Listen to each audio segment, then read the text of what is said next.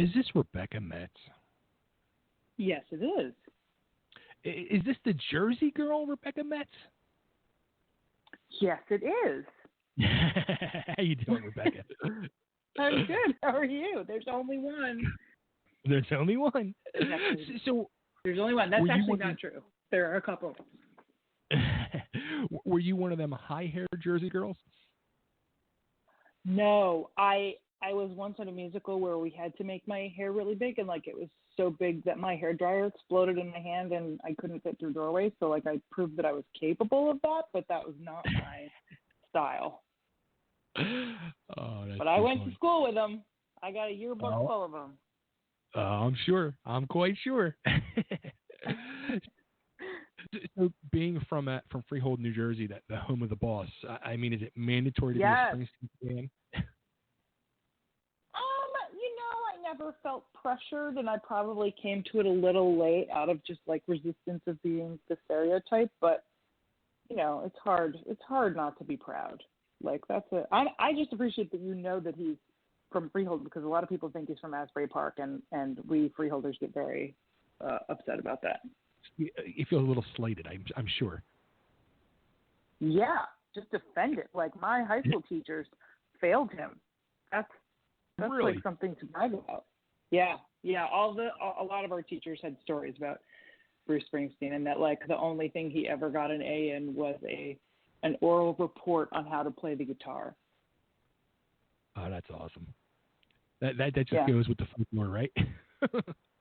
Yeah, exactly. Oh, that's too funny.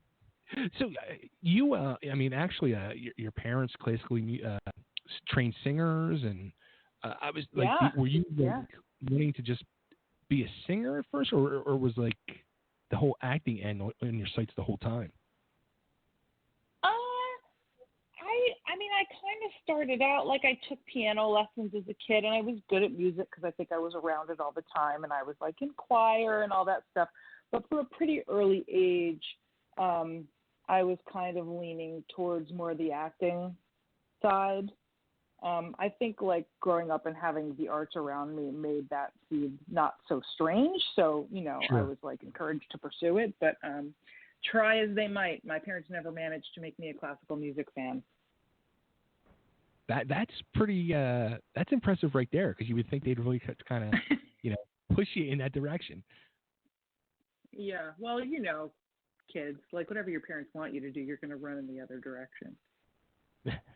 But, or maybe it was the fact that the Muppets had such a huge influence on you that they knew classical music was the direction. Yeah, well, also, between the Muppets and, like, the only records my parents had in the house that were not classical records were Beatles records, and so I listened to a lot of Beatles music, and the Muppets did a lot of Beatles music, and so I guess, I was turned in a more rock and roll direction from an early age. But, yeah, we have the Muppets to thank for some of that. Who was your favorite Muppet? Oh, it really depends. I always loved Zoot, who was the saxophone player in the band. He didn't ever say much, but he was blue, and he just blew that saxophone. I loved him. He was super cool, I thought.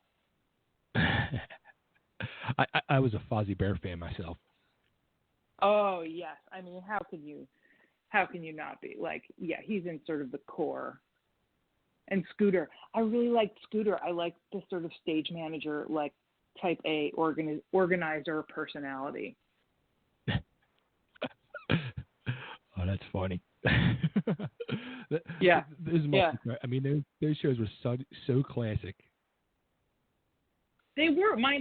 Some friends and I used to watch them in high school. Like, we would go to Blockbuster and get VHS tapes of old Muppet Show sketches, and we would watch them. And they were funny. Like, they were raunchy, and they had all kind of drugs jokes in them. And I was like, I told my parents, like, I can't believe you let me watch this. And my dad was like, well, why did you think I watched it with you? It wasn't, like, for your benefit. I was like, oh, okay. That's even. See, now you're making me want to go back and have to watch that to get those jokes. You should. It is like a completely different experience as an adult, and it's so good. And you can see, like, that they were cracking themselves up.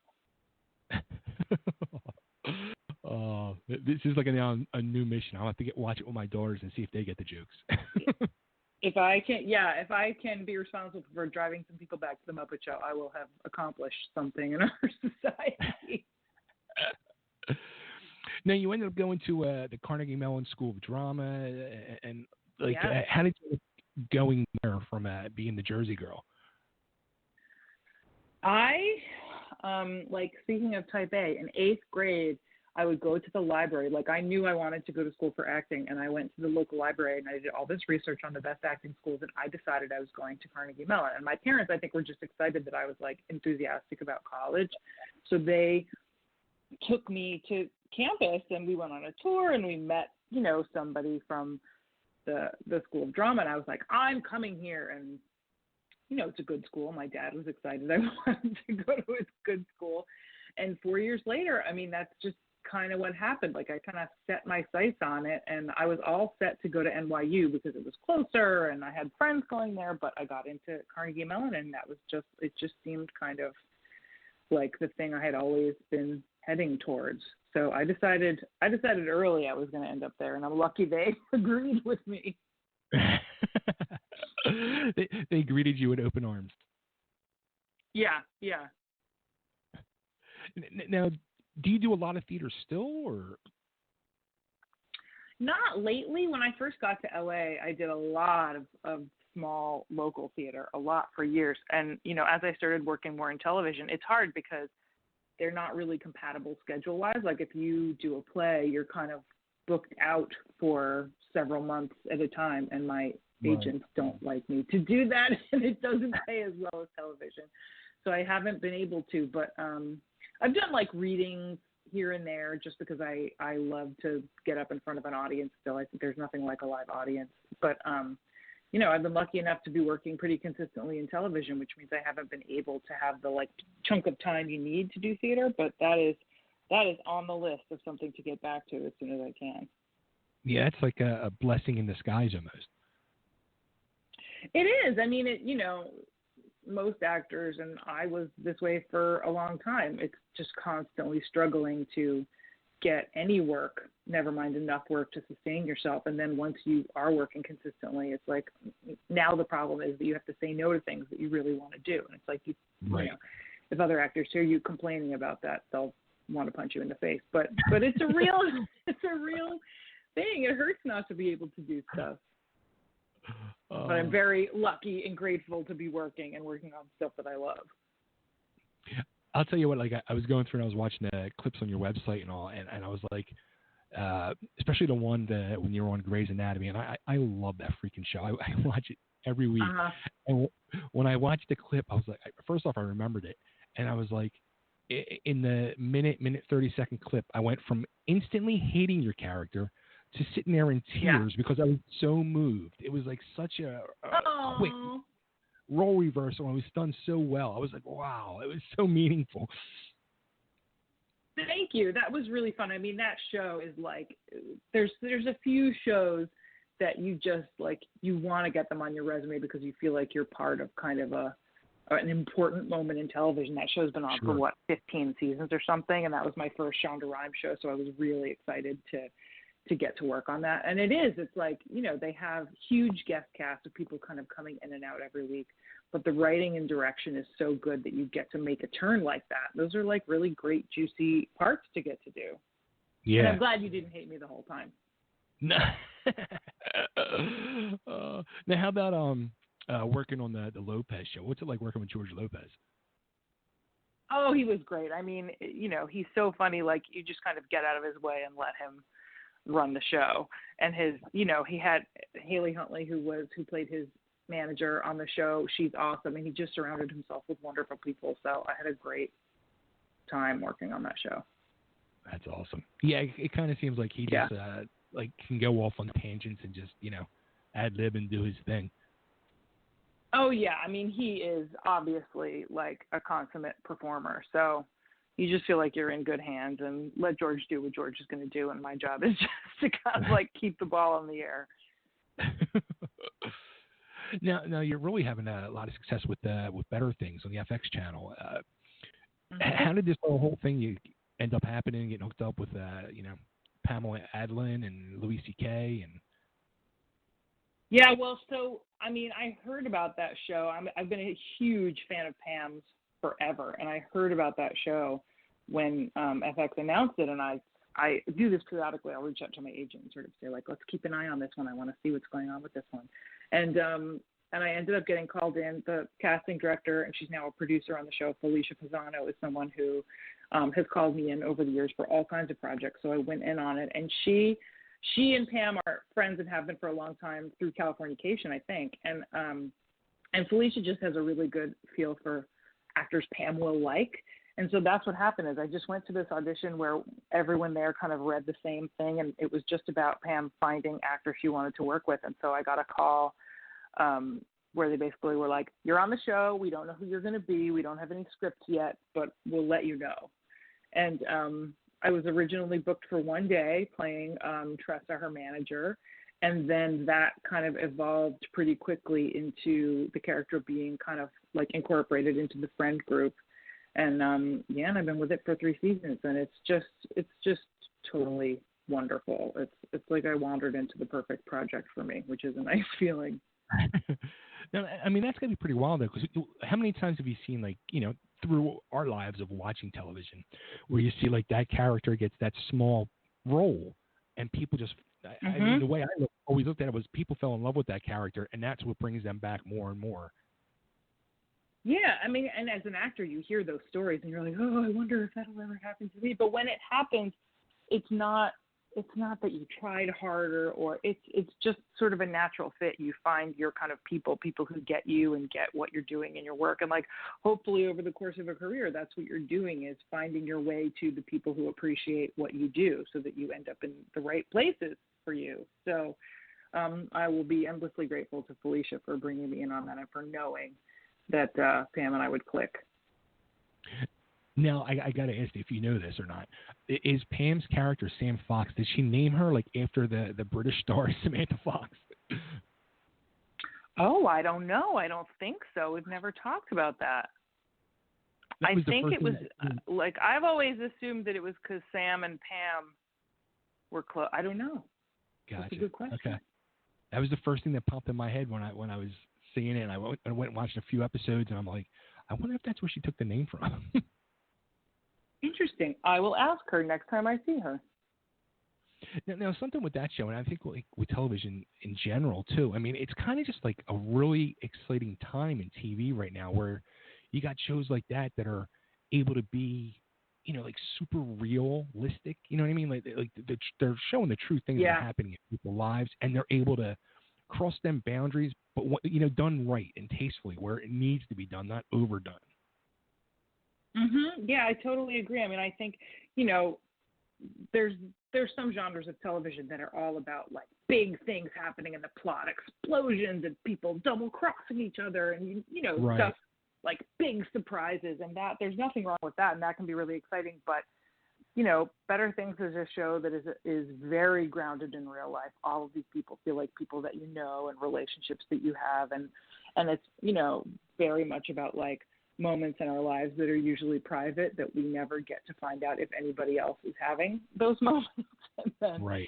You see it on the show and go, oh my God, I've done that. I've felt that. My kid has said that to me. And it just feels very intimate, which is a different kind of vibe. The show it's not about like a sequence of plot events where if you miss one episode, you're going to be lost. It's just about the way life unfolds in a very truthful way, which, I'm glad there's a place in television for that too. Yeah. And it seems there's a lot more places, more and more for those types of shows in television. Yeah. And I there's room for both. I was going to say I like that better, but I watched Game of Thrones, so I like both of those things. Now, on the flip side, you're also on the Disney Channel with Coop and Cami Ask the World. Like, and it's funny because a lot of your roles are more of the funny, sarcastic person, and then you're the mom of the Disney Channel. Yeah, there's a little bit of her. I mean, there's a little bit of that in her. When I auditioned for that, oh, my cat's here. You might hear some meowing. Sorry about that. Be quiet. there's a little bit of, when I got the audition, I was sort of like, a Disney Channel mom? Like, I'm not what I think of as a Disney Channel mom. And then I sort of read it, and there was a little, sarcasm and snark to her, and I was like, okay, well, I'm going to do this in a way that feels true to me, and if that's what they want, then great. And I actually get to be not sarcastic. It's a different version. It's a, Disney family appropriate version of a lot of the things that I get to do on other characters I play, like on Shameless and things. But she's a very real mom. She gets mad at her kids sometimes. She gets tired. She gets cranky. She gets exasperated. It's all always rooted in love, of course. But, I think she is very relatable to actual moms and parents. And I've heard from a lot of moms and parents who are like, oh, I love this character because she doesn't make me feel bad for not being perfect, And it's really fun to play someone who's trying her best to be a perfect mom, but failing, because, that's kind of what we all do. Sure. Now, how about the kids? I mean, you hear all the stories all the times of, mothers on TV shows literally becoming like the second mother to their children on the TV show. Do you kind of feel like that's what's happening on the set there? I don't think I'm their second mother. They all have wonderful parents and guardians on set who do a very good job of taking care of them, so I don't have to. And I'm not a mom myself, so I don't have very strong mom tendencies. I think I'm a little bit of not an acting teacher, but I've given them some acting tips, and they're like, these kids are so mature, and we're doing the same job. They have full-time acting jobs just like I do. It's incredible to me that they can pull that off. And so I think, I'm teaching them some stuff. They're teaching me some stuff, and it's kind of fun to hang out with a bunch of kids. Don't let my parents hear me say that, but it's true. Now, when you negotiated the contract with Disney for this, did you put in there a clause that they need to, because don't they own the Muppets? So can't they make a Muppet movie and have you in it now? We didn't put anything in the contract, but I have made it clear that if there's any Muppet anything happening in the company, I want in, and I will probably camp out outside whoever's office is working on it, and so they should just let me do it to spare anybody any embarrassment. So I think everybody understands. Yeah, I think that would be the perfect way to take it to the next level. The Muppets, the reason that you started in this business. Yeah, I would have to work really hard to stay composed and not act like a crazy fangirl. But I think I could. I think I'm professional enough at this point that I could keep it together. Now you have a film coming out too for Disney, Magic Camp. Yeah. We shot it a few years ago, and so it's going to be really great to see it again. It's I believe it is coming out as part of Disney's streaming service, Disney Plus, which is supposed to launch in 2019. It is about a magic camp, like rabbit out of a hat magic, not Harry Potter magic. And I play the mom of one of the campers, and they do amazing magic in this movie. I won't reveal anything, but we were there for some of the magic they were performing, and we watched it over and over again because that's what you do when you're filming a movie. And I still couldn't figure out how they were doing those tricks. It's really great and a really sweet movie. Oh, that's awesome. Yeah, the whole this Disney streaming thing, this thing's gonna be huge. Yeah, it's gonna be a game changer. I think it's gonna be massive. And I mean, Disney's already massive, and they just keep growing, so it's kind of hard to wrap your head around how it's gonna get bigger, but it is. I know. They just keep buying everything. Yeah, they kind of do. FX or Better Things is an FX show, and Disney now owns FX. So I was like, oh, well, I guess I'm on 2 Disney shows now. I didn't even mean to do that. Oh, wow. I didn't even realize that. So they really got their claws in you then. They really do. Yeah, I'm never getting out. But that's not a bad thing. It's not a bad thing. I mean, it's, as companies to work for go, Disney is pretty high on the list for most people. So yeah, I am happy to be employed by the mouse. The mouse signs the checks. That's right. That's funny. So, anything else you have working on under your hat or anything? You're getting ready to come out, or? There's one other thing that I'm not allowed to talk about yet, so that's exciting. I need to keep checking and see when I'm allowed to say it. But right now we're shooting Coop and Cami season 2. Better Things season 3 just wrapped and is available on FX now.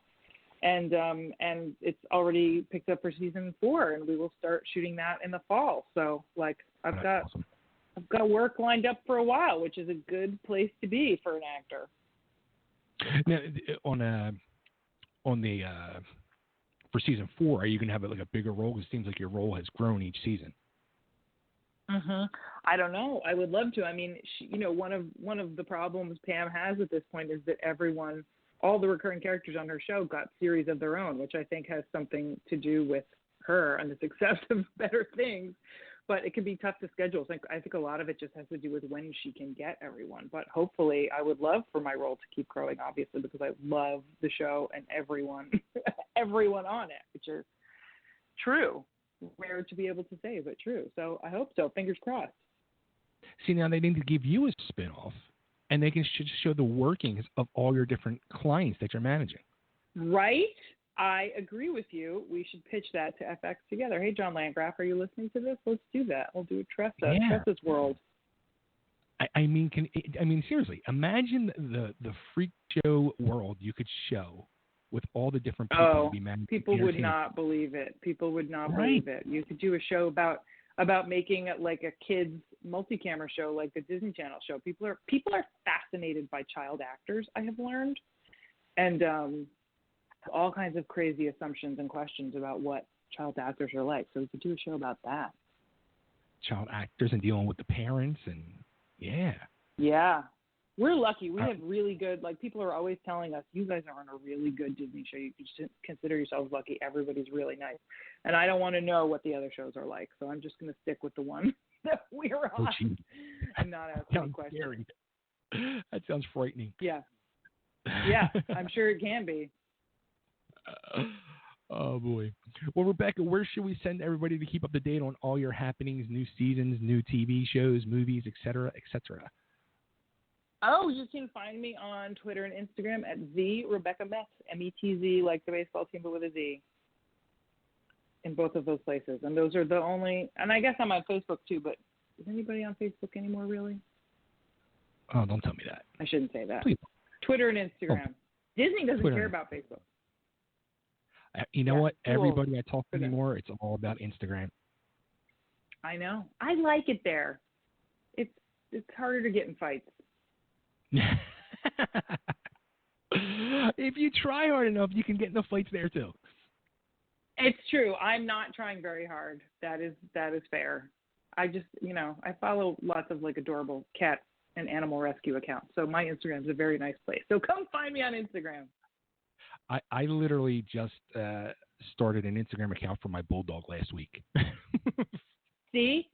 So many of them, and we've got lots of animal lovers on the Disney set, so we're always talking about different pit bulls that we found that do wacky things, and it's all animals. Your dog is going to be an Instagram celebrity in no time. Yeah, he'll probably get more follows than I do at some point. Yeah, probably. That's okay. You can ride his coattails. Exactly. Well, Rebecca, thanks for making this happen. Congrats on everything, and I'm looking forward to more big things from you. Thank you so much. It was great talking with you. Have a great rest of the night. You too. Come back to Jersey soon, even though I'm in Philly, but, Jersey will miss you. Yeah. Well, I'll get back as soon as I can. Just avoid the circles. I hate Jersey with the circles. I'm used to them. I like them. That's how I grew up. Seems normal to me, but I understand. They're bizarre. Yeah, they are. Say hi to Philly for me. I will. Thanks again so much. Take care. Thank you. Take care. Bye-bye.